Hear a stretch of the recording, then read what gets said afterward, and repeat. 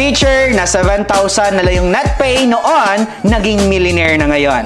Hello, I am Novigin Velas, isang guro na grabing mangarap din. Pero actually, before ko nakita ang opportunity na to, nawala yung pangarap ko. Pero because of this community, nabuhay ang pangarap ko. And yes, isa tayong guro na nagtuturo sa mga bata. Pero ang nangyari is, nalimutan yung value sa self. Pero because of this community, nakita ko din yung value ko. Kasi share ko lang, no? Ang sahod ko last time is 7,000 pesos. And yes, isa tayong breadwinner.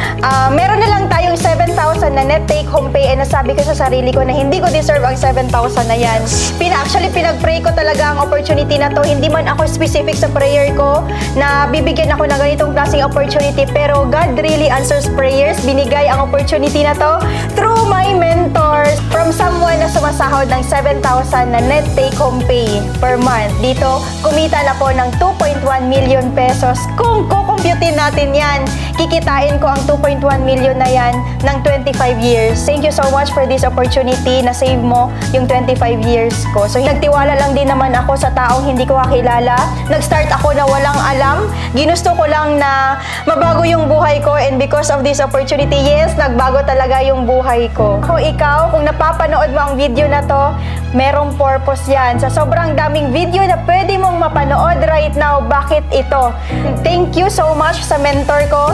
Hindi ko man ito kakilala. Online ko lang siya na-meet. Because of him, grabe yung naging transformation ko dito. Hindi lang siya about finances, but actually holistic growth.